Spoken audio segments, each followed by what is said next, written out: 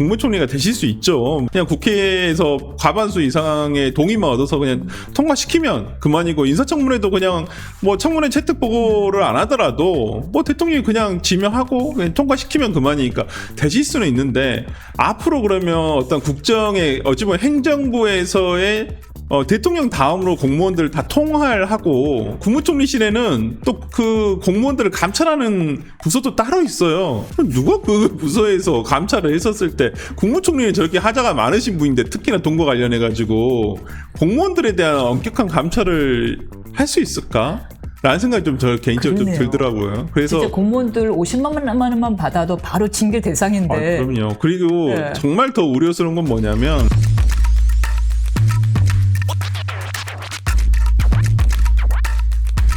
어제 여야 대표 오찬을 빠르게 했습니다. 네. 빠르게 했는데 여기에서 이제 김용태 비대위원장이 이제 뭐 여러 가지 이야기 좀 이따 하겠지만 7가지 제안 중에서 지명 철회가 한 가지 제안으로 나갔는데, 여기에 대해서 뭐 청문회를 통해서 본인 해명을 지켜봐야겠지요라고 밝혔다면 이것은 뭐고 고란 뜻이겠죠? 네.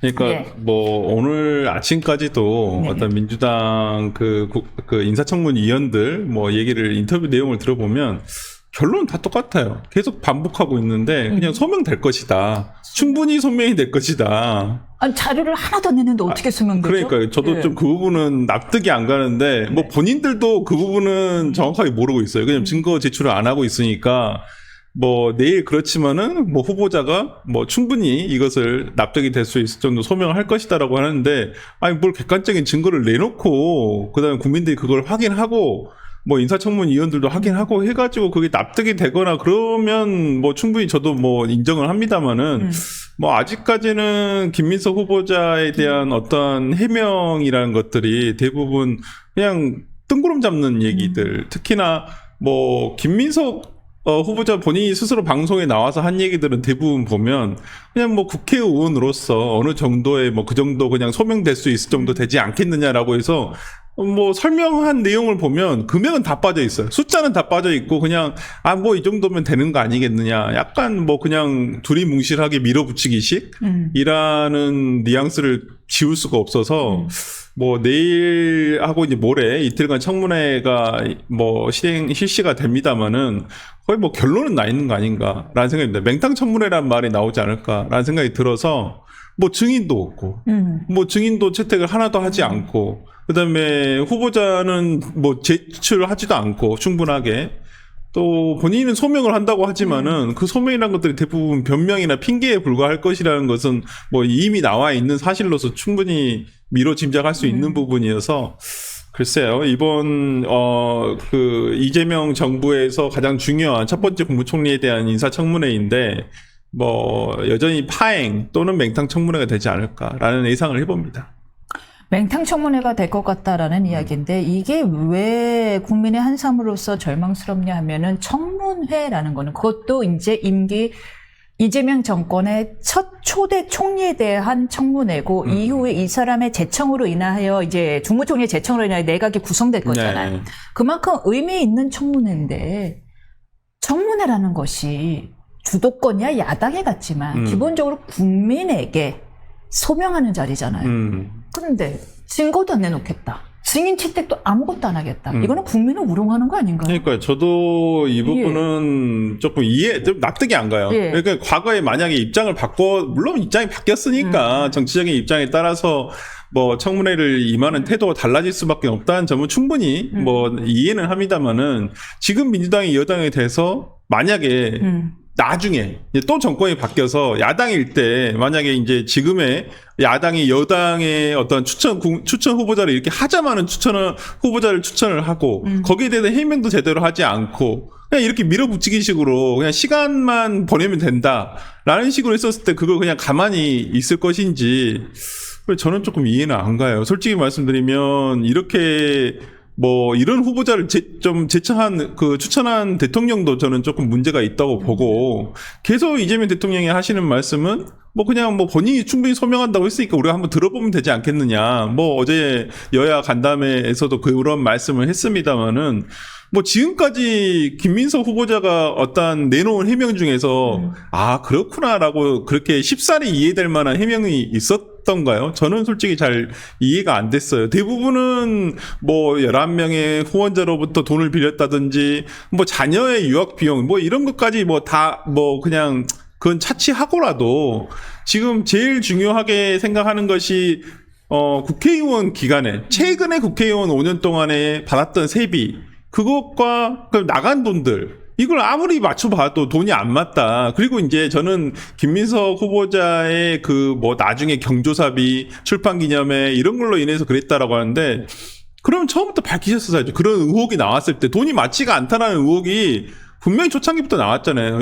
아니 수입은 5억 원에 불과한데 나간 돈이 12억 원이고 뭐 11억 원 넘게 하여튼 최소한 6억에서 8억 정도의 돈이 빈다라는 사실은 드러나 버렸잖아요. 우리가 그건 산수도 아니 뭐지 산수잖아요. 정말 이거 맞춰보면 더하기 빼기 하면 되는 문제인데 그런 부분에서 맞지 않은 돈에 대해서 나중에 결국에는 갑자기 출판기념회 그러니까 우리가 소위 말하는 확인할 수 없는 돈들 현금성 재산들 뭐 이런 것들을 그냥 갖다 대면서 원래 이런 거였어 라고 얘기를 하고 있다는 부분이 저는 아무리 봐도 이해가 되지 않아요. 그 플러스 마이너스 부분들이 맞지 않는다는 게 단순한 뭐 예를 들어 도덕적 흥결 정도에 불과하다면야 여당의 지금 반응도 이해가 가요. 아, 우리가 처음인데 처음부터 밀려서는 안 돼. 야, 우리는 너네 한독수 총리 할 때 우리는 협조해줬어.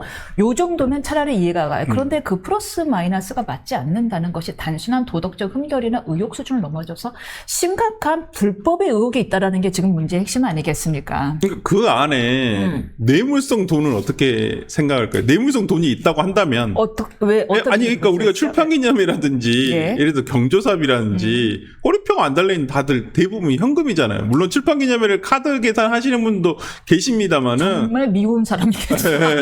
여기 진짜로. 와갖고는 14,000원을 카드로 긁어. 네, 아니 저도 이제 뭐 지인들 중에 출마하시는 분들이 계시면 출판기념회 갑니다. 가서 뭐 예를 들어서 이제 책 한 권 값을 주고 오지는 않잖아요. 얼마 보통 주세요? 그냥 저는 뭐 그냥 안 친한 그냥 평소에 그냥 알고 지내신 분들이라고 한다면 그냥 보통 우리가 축의금 내는 정도만 해서 하고 진짜 친하면 좀 더 내가 진짜 마음속으로 정말 응원 많이 하고 이분은 꼭 되셨으면 좋겠다는 분은 좀 더 많이 하죠. 근데 제가 솔직히 어떤 분한테 물어봤어요. 네. 출마하려던 네. 분한테 여쭤봤어요. 출판 기념회 하면 얼마 기대하냐라고 물어봤더니 친하다고 생각했는데 100 이하 너무 화난대요. 100은 넘게 나야지 친하다고 생각했는데 어떻게 100이냐. 안 친하면 30. 네, 뭐 그러니까 근데 이게 그리고 나서 책을 그만큼 가져오면 상관이 없는데 솔직히 그렇다 100만 원치 책 주면은 돈 낸 사람도 짜증나요. 대부분은 책 한 권 들고 오시잖아요. 아니면 정말 주변에 조금 나눠주려고 몇 권 가지고 오시거나 그러는데 그러면 만약에 그러한 돈들이 그게 그냥 아무런 대가 없이 그냥 주는 돈들일까요? 물론 응원하는 마음으로 주겠지만 그렇지 않은 사람도 분명히 섞여 있을 수도 있는 부분이잖아요. 그러면 진짜 이 김민석 후보자가 나중에 진짜 대한민국의 2인자가 되는 거잖아요. 행정 권력의 2인자가 되는데 그 수많은 이권과 이런 부분에서 이걸 자유로울 수 있냐 이 말이에요. 그리고 진짜 본인에게 이제까지 정말 그 뭐 어려운 시절에 1,000만 원씩 빌려줬던 그분들 너무 본인은 감사하고 있잖아요. 근데 그분들이 이권에 개입하지 않는다고 확신할 수 있으세요? 매우 감사해야 하는데 네. 지금 증인 채택도 극구 거부하셨죠. 그분들을 세울 수는 없다. 그리고 강신성 씨 같은 경우에는 예전에 이분으로부터 돈을 받아서 정치자금법 처벌을 받으셨어요, 이분이. 근데도 또 돈을 받으셨단 말이에요. 그러면 만약에 진짜 강신성 씨가 만약에 어디 나중에 이제 이 정권, 이재명 정부에서 아니면 국무총리 산하에서 뭔가 할 수 있는 일이 있었을 때 그분에 대한 특혜가 없을 거라고 확답할 수 있을까요? 장담할 수 있을까요? 그것도 맞는 말씀이시고 그 다음에 11명의 채권자라고 이야기했는데 정말 채권자가 11명이라고 생각하세요? 더 있으시겠죠. 아니면 아니면 1억 4천만 원을 저는 솔직히 그냥 변호사로서 말씀드리면 이건 뭐 정치 그걸 떠나서 변호사로서 말씀드리면 저는 그 신뢰성은 없습니다. 솔직히 말씀드립니다. 한날 1시에 한 곳에서 1억 4천만 원의 11명의 채권자를 만나서 썼다. 그러니까 그 한 가지 이제 그 진술이 나온 부분이 정읍에 계신 분이 네.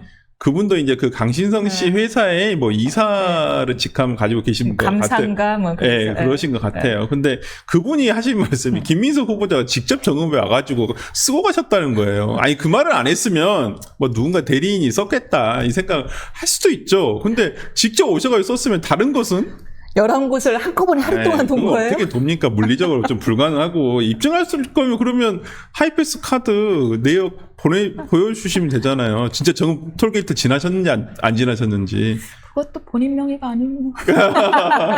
그래서 조금 그런 부분에 있어서 너무 불투명하다. 그러니까 뭐 나중에 정치자금법 위반을 왜 그러냐면 김민석 후보자가 이미 정치자금법 위반으로 처벌을 2번이나 받았잖아요. 그러니까 자기가 이러한 증거를 남기지 않으면 이거 나중에 또 문제가 생길 것이라는 것을 안 거예요. 그러니까 아마 이 부분은 그렇게 뭐 여러 아마 명으로 이렇게 쪼개서. 쪼개놓은 건 아닌가라는 생각이 들어서 실질적으로는 뭐 이게 강신성 씨가 다 한 것이든 아니든 어찌 되었든 간에 좀 불투명한 돈 그리고 일반적인 대여금하고 틀리잖아요. 우리가 뭐 저희도 뭐 변호사님도 잘 아시고 저도 이제 뭐 이런 잡다한 사건 많지만은 누가 돈 대여해주고 채무 독촉 안 하는 경우가 어디 있습니까? 실질적으로 갚지도 않았었고. 부모밖에 없어요. 네, 부모 자식 간에도 요즘 잘 안 그러는 것 같던데 제가 봤을 때는 그래서 저는 조금 이 부분에 있어서 해명을 한다고선 치더라도 그걸 뭐 거지것대로 믿어주실 국민들이 물론 뭐 이거 지지하신 분들은 계시겠지만은 뭐 제가 봤을 때는 많은 국민들은 이걸 그대로 믿기는 어렵겠다라고 생각하실 것 같습니다. 그것도 하여튼 그 문제도 그렇고 말씀하신 대로 제일 큰 문제는 6억에서 8억이 빈다는 사실인데 그 부분은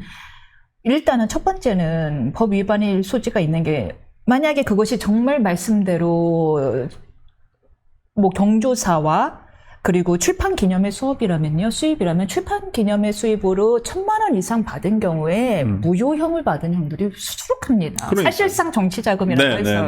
그러니까 이게 뭐 네. 사실상 정치 자금이고, 아니 그러니까 신고를 안 했다는 부분이 더 크잖아요. 아, 신고도 안 했고. 그러니까 뭐 그리고 이제까지 그 김민석 후보자가 국회의원 되신 다음에 항상 매년 신고를 하잖아요. 거기에 현금 예산이 이렇게 몇 억씩 있지 않았었어요. 거기에 대한 주장은 그 해 다 썼기 때문에 신고 의무가 없었다. 근데 그러면 지금 6억 원에 8억 원이라는 돈을 그럼 나눠서 한다손 치더라도 1억에서 1억 5천만 원 사이가 돼요. 그러면 대부분의 출판 기념회나 지금 본인의 어떤 경조사 등이 대부분 11월, 12월에 몰려 있더라고요. 한 세 차례 정도는. 그렇다고 한다면 그때 그냥 다 받아가지고 한두 달 사이에 1억 원을 현금을 1억에서 1억 5천을 다 썼다는 얘기예요?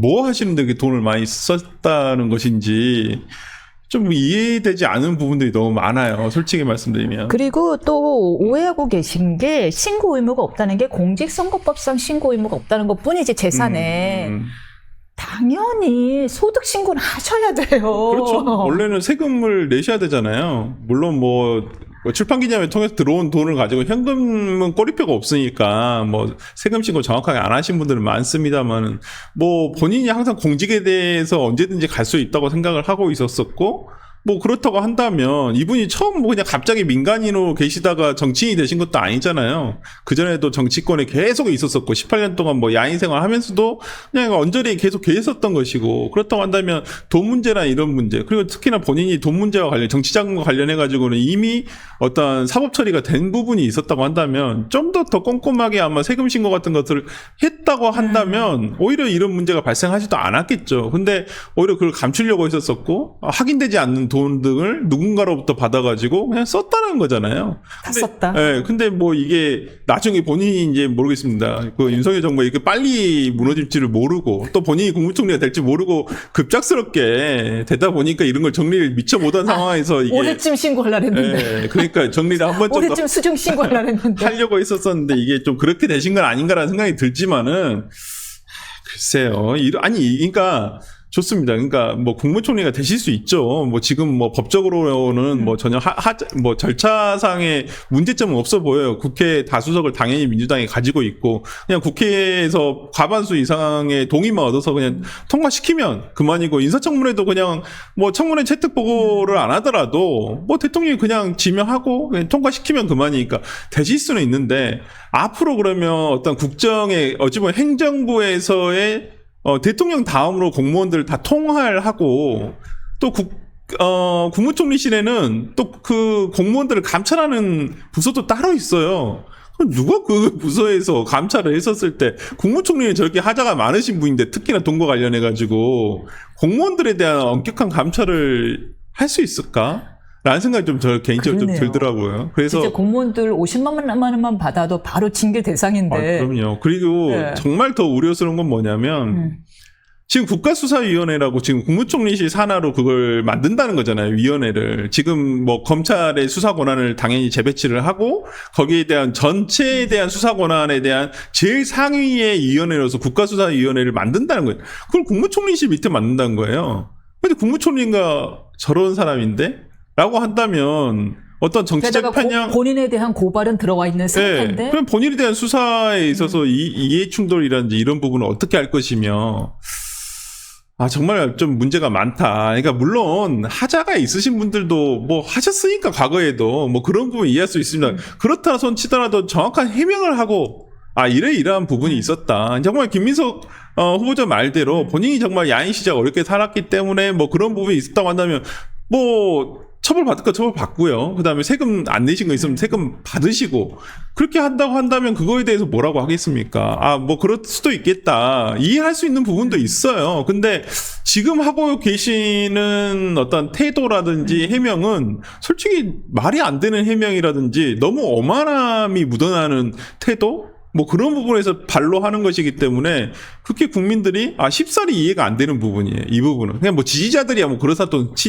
치더라도 그냥 중도에 계신 분들이라든지 아니면 뭐 반대하시는 분들 입장에서는 아무리 눈 씻고 찾아봐도 아무리 진짜 100번 양보한다 손 치더라도 이해할 수 없는 해명뿐들이라서 내일과 모레 이틀간의 청문회 동안 무엇이 밝혀질지 저 별 기대감은 없습니다. 중요한 말씀을 주셨어요. 지금 의혹도 의혹인데 태도가 더 문제다. 사실 이 부분은 박지원 의원마저도 지적을 했습니다. 인사청문회는 그거 다시 한번 말씀드리지만 야당과의 싸움에서 이기고 지냐 재판의 문제가 아니라 국민을 상대로 해야 되는 거기 때문에 김민석 후보자 이런 태도는 적절하지 못하다는 말씀을 주신 건데 논문 이야기도 한번 해볼까요? 네. 청와대 논문도 약간 이런저런 논란이 있습니다. 뭐 단어 선택도 있고요. 그다음에 과연 청와대를 갔다고 하는 기간 동안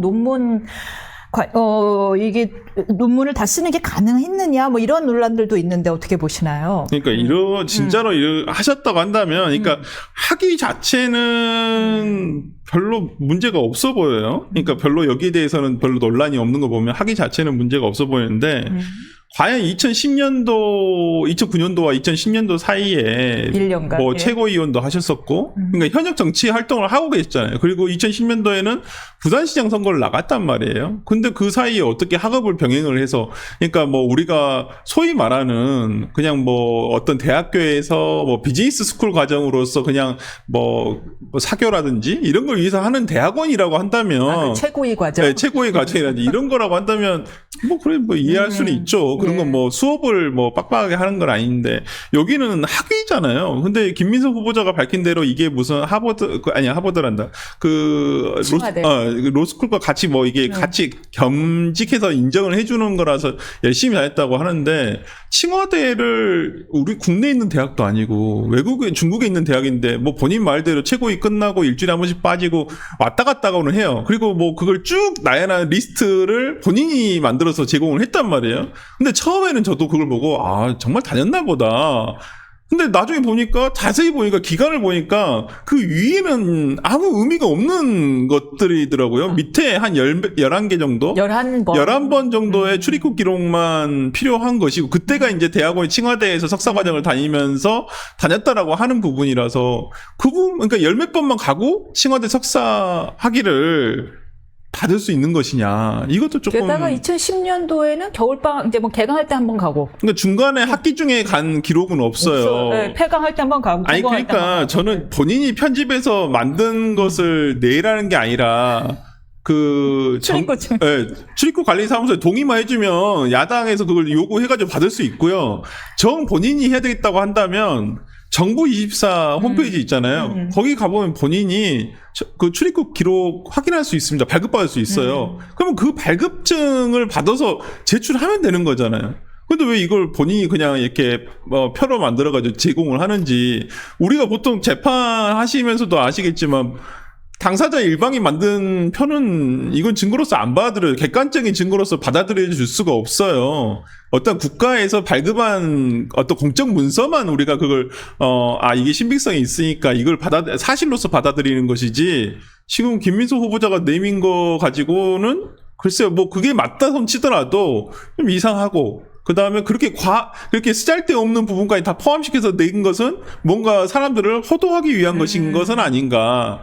한마디로 속이기 위한 것이라고 저는 보이는 그런 의도가 숨어 있다고 보이거든요. 그 작성자가. 그렇기 때문에 저는 김민수 후보자가 그 부분과 관련해서 조금 더 명확한 걸 냈으면 좋겠어요. 그러니까 뭐 논문이라든지, 논문도 문제가 있죠. 논문의 표현도 지금 뭐 탈북자를 더북자라고 한다든지 조금 문제 있다 보세요. 왜냐하면 이제 네. 민주당 쪽에서는 그게 원래 중국에서 흔히 쓰는 표현이야. 아니 그건 중국에서 쓰는 거지 우리나라 사람이 거기 쓰러서는 안 되는 표현이잖아요. 그럼 우리나라에서도 그 부분이 뭐 맞다고 한다면 그 부분 그러면 우리나라식으로 바꿨어야죠. 아니면 탈북자라고 쓰고 정말 중국식이라고 한다면 가로치고 더북자라고 쓰던지. 참조한다면 네, 중국 내선 더북자라고 네, 뭐 그런 식으로 써야지. 그거 우리나라에서 쓰는 거, 뭐 중국 대학에서 쓴다 해서 거기에 맞춰 쓰는 건가요? 대한민국 국민이 김민수 후보자가 쓴 거였잖아요. 그렇다고 한다면 그 표현에 대해서 본인이 동의하지 않는다면 그 표현을 쓰더라도 어떤 첨언을 넣었어야죠. 그러니까 한국에서는 탈북자라고 한다. 이런 말씀을 있었어야 되는데 저는 표현 방식도 문제가 있다고 보고요. 좀 그런 부분에서 석연치가 않다. 많이 석연치가 않다라는 부분이 있어서 진짜 뭐 돈 문제뿐만 아니라 이런 하기 위해서 이분이 어떤 뭐 정치를 하면서 그러면 정말 이 사람은 깨끗한 사람이었나?